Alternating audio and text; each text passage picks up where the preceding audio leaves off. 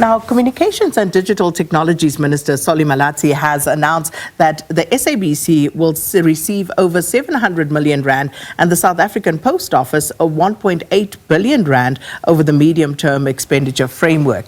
Now, this allocation forms part of the department's broader spending plans as outlined by Minister Malatsi during the budget debate in the National Assembly last week.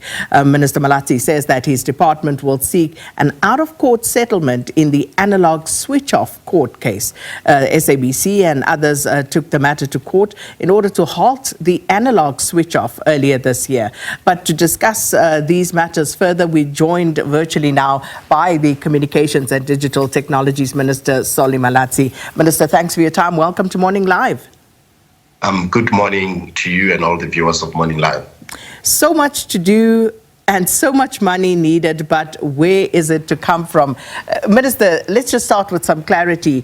Payments to the SABC and the South African Post Office, these are not bailouts. So do we understand correctly that this is an allocation that these entities are meant to receive from Treasury every 3 years? Absolutely, and it is important to clarify that because the phrase itself of a bailout has negative connotations and has been so widely used in the public discourse. These are the normal allocations that departments get from Treasury and also we distribute to our entities. It is part of the Medium-Term Expenditure Framework contributions that entities in our department will be getting. And I appreciate that we can clarify this because there's been incorrect phrasing of normal budgetary allocations being mischaracterized as bailouts. So, Minister, let's just talk to the SABC budget for starters. Yeah. Over 700 million rand, 704 million to be exact. Let's just break that down in terms of what that allocation would be for.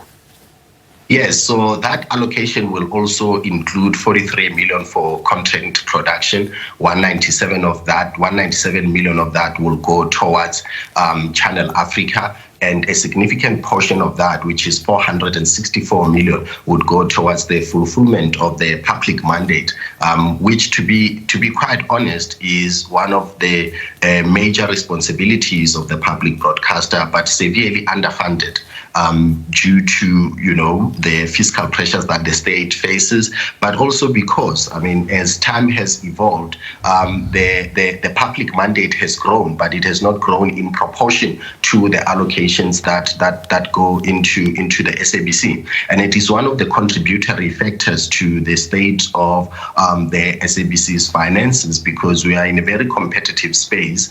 And it's going to inform some of the conversations we will be having going forward, even with our colleagues at Treasury and how budget allocations are done, that there is an expectation in government and in society for the SABC to continue doing, broadcasting, even of national events, national sports. But there is a mismatch between what is required and the resources that enable the SABC to fulfill that mandate and do so well. So how and when are we going to fix it, Minister, with concrete timelines? Because as you say, there is that public service mandate that the SABC is expected to fulfill, yet the funding for that is missing. Yeah, so it's going to take, a series of actions from different players, right? Us as the department and the ministry being the shareholders is to provide the support for the SABC in engagements with National Treasury and to be able to persuade our colleagues about the mere fact. And sometimes if you are not involved in this process, I don't think there is a deeper appreciation of the challenges that exist in broadcasting itself currently and the scale of resources that are required to be able to continue doing so forward. One of the things, for instance, is that next year we'll be having an election, right? All the political parties will have an expectation of being covered equitably. And to do that and to pull it off, you're going to need, thorough resources. So there are actions that from the department side will be triggering. There's also action that will be led from the SABC side by the board and the management in terms of those revenue generation streams that can help the public broadcaster going forward. The reality is, like in where we are now, we also need to look at the sustainability of the public mandate as it is, and how we continue to fulfill that given the limitations that exist in terms of the allocations.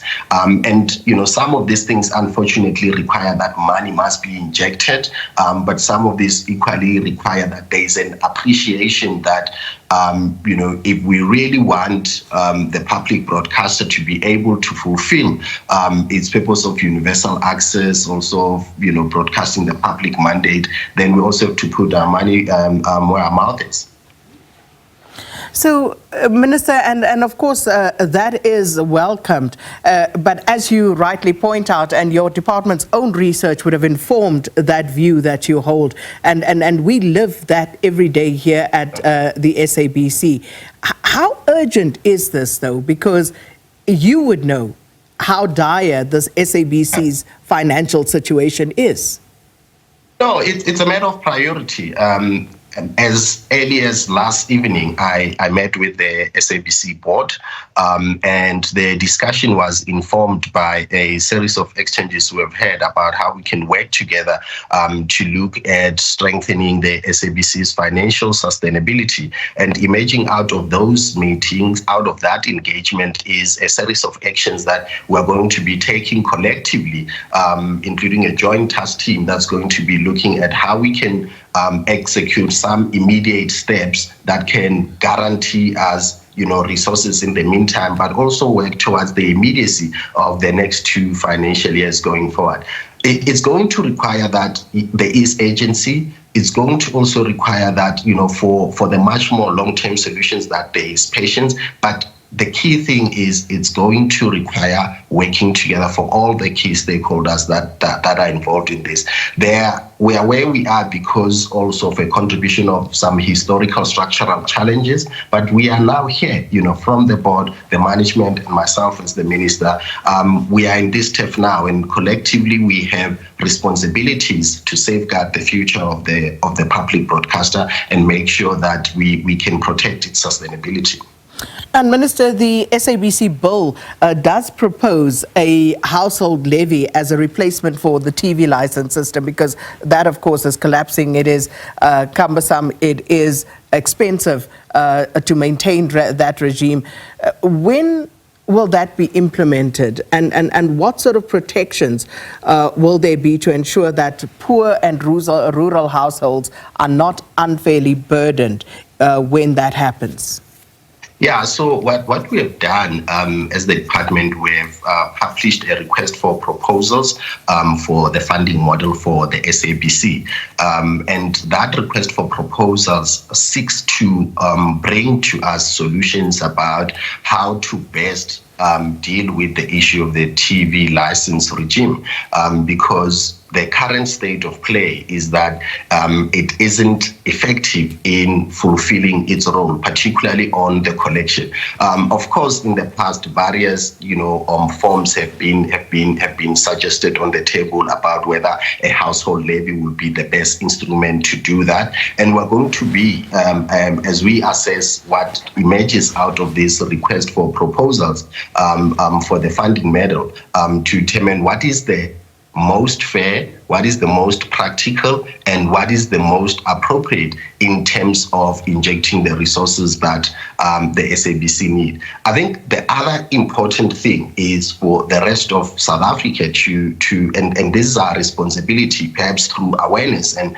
other interventions that we need to underscore to the rest of South Africa, that a public broadcaster functions and exists because it has to be funded. there has to be its funding one way or the other. And there has to be that contribution emerging from the public. What we are grappling with is what would be the most fair instrument of doing so in protecting its future and making sure that it's sustainable. And we hope that, with the request for proposals, we'll be able to answer that question adequately. And Minister, would you say there is sufficient political will within Cabinet to perhaps impose a digital tax or even a streaming levy in order to help support the SABC when it is, of course, competing with unregulated global giants for both audiences and for revenue? And that creates an uneven playing field. Look, I think in terms of an assessment of cabinet support, it would be unfair at this stage to determine, the extent of that support. We have to present the funding model once these proposals have been concluded and see what permutations it presents to us. The reality is that in the digital space that we're in, broadcasting has become so competitive, particularly for public broadcasters the world over. And these challenges that the SABC is currently grappling with seeks to understand and empower it if we want to have the type of public broadcaster that has been such a key part of our country's democracy and which is needed. By the way, which is needed even for safeguarding the future of our democracy. We have to really find the most effective instrument of its funding. I think, speculating on whether a digital tax would be the appropriate one at this stage would be punting one position over the other. I'd be much more I'll be much more comfortable in looking at what the funding model proposals that we've issued for advertising for service providers to respond to, present to us, and also being mindful of an important aspect here, which is in the South African context, would that instrument then become effective? Minister, I quickly want to shift gears to the Post Office. How confident are you that the South African Post Office's business rescue plan can realistically return the Post Office to profitability? It's costing us billions of rands, but given the drastic drop in its core business, in things like mail volumes that are dropping and poor service delivery records, how confident are you in this business rescue process? Look, what gives me comfort at this stage is that in terms of the settlement of some of the major creditors, we've had very, very good progress towards that. We need to settle the last outstanding creditors, and that will pave the way for significantly fulfilling the conditions of the business rescue, and then the post office can get out of this business rescue. Which, by the way, I think it's always important to contextualize it that it was the only way to salvage the post office from liquidation at the time, and a necessary step. We have had to be very vigilant in terms of the oversight that we do towards the business rescue practitioners to ensure that the resources that are allocated towards the post office are used to safeguard its operational efficiency. And of course, looking at the Post Office, Minister, the retrenchment, over 6,000 retrenchments on the cards, but what measures are in place to ensure that those retrenchments don't affect those living in rural areas, those most vulnerable who depend on the Post Office for the services that they currently receive? Yes, so unfortunately, part of the business rescue has looked at rationalizing services within the post office, leading to a closure of over 300 branches and job losses. So what we are currently looking and exploring are partnerships that would help to safeguard the post office, particularly strategic partnerships.